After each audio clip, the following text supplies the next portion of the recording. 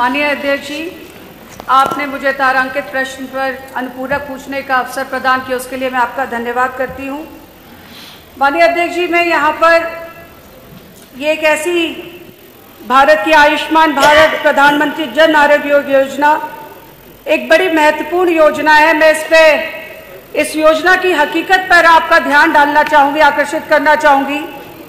कि जिस तरीके से आज भारत में लगभग 17% ऐसे परिवार जो है 17% परिवार अपने घरेलू बजट से 1/10 भाग जो है वो स्वास्थ्य सेवाओं के लिए उस पर वित्तीय तरीके से खर्च करता है और कहीं ना कहीं वो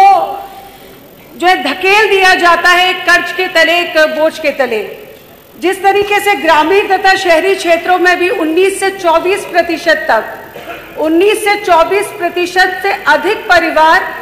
अपने स्वास्थ्य वित्तीय योजनाओं के लिए, अपने स्वास्थ्य के वित्तीय खर्च के लिए कर्ज में डूबा हुआ है।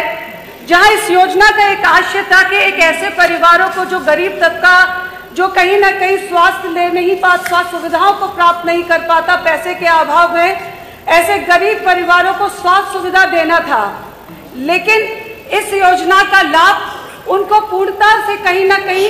मिल नहीं रहा है और ये इसका खूब प्रचार प्रसार प्रदेश सरकार के द्वारा भी किया गया।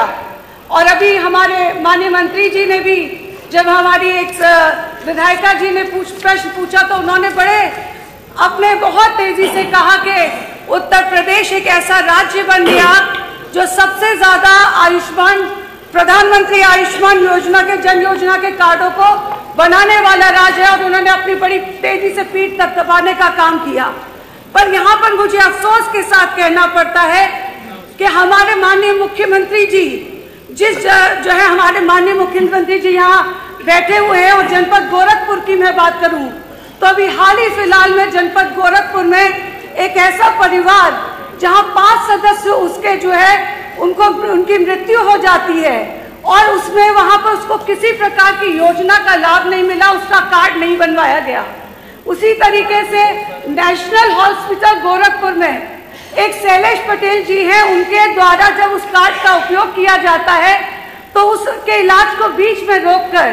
कहीं ना कहीं उनसे पैसे की डिमांड उस अस्पताल के द्वारा की जाती है। मैं माननीय मंत्री जी से ये भी कहना चाहूंगी कि मैं आपको ये भी हकीकत पर ध्यान दिलाना चाहती हूँ कि कई बार इसमें मात्राओं की त्रुटि की वजह से लोगों के कार्ड नहीं बन पाए और जब लोगों के कार्ड नहीं बन पाए तो किस तरीके से उत्तर प्रदेश पूरी तरीके से ये बात कहता है कि आपके द्वारा जो है सबसे ज्यादा कार्ड धारक है, लेकिन उनको सुविधा पाने में कहीं ना कहीं अपने आप में रह जाते हैं। क्या किसी निश्चित सीमा तक व्याकरण या लिपिक त्रुटि के कारण कार्ड से वंचित लोगों का कार्ड दिलाने का सरकार सुनिश्चित सीमा तक करने का काम करेगी? मेरा दूसरा प्रश्न इसमें यही है माननीय मंत्री जी से कि जिस तरीके से मैं पूछना चाहूंगी कि बहुत से ऐसे मृतक जो लोग मृत्यु हो चुकी है जिनकी, उनको भी इसका लाभ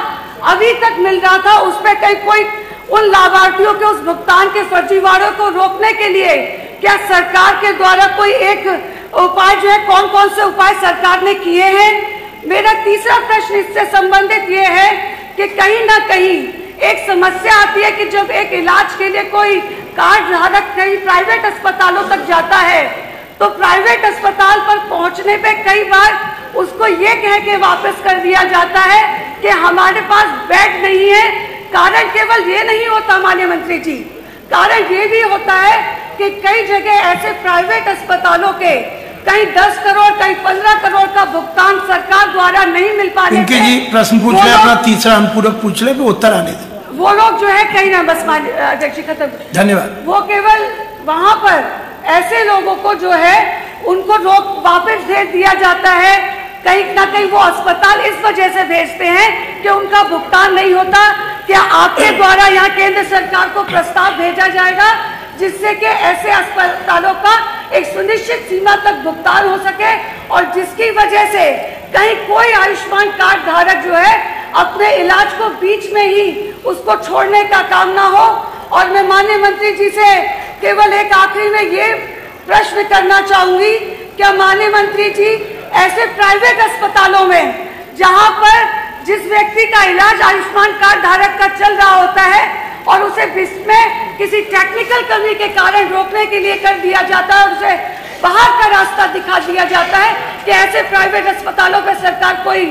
ठोस कार्रवाई करेगी।